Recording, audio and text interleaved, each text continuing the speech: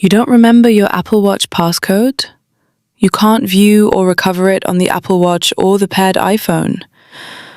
You'll need to reset the watch and set it up again, and here's how to fix it.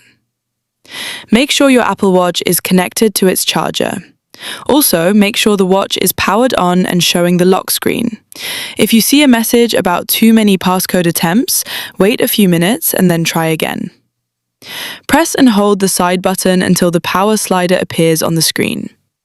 Now, press and hold the digital crown until you see the reset option appear on the display.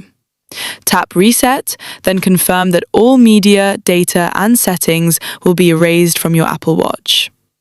Wait for the Apple Watch to fully erase.